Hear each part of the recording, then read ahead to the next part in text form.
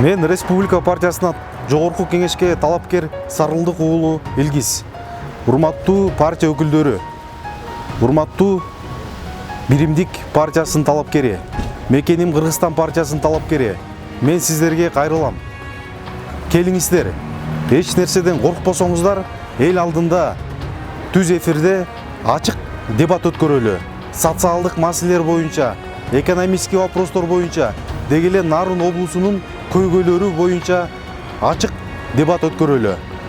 Элдин башын айлантып, жатка алып берем, комбайн алып берем, сууңарды чыгарып беребиз деп, форма 2 менен элди ташып, элди экиге өлбөй, коркот турчу эчтекеңер жок болсо, келгиле ачык дебат өткөрөлү.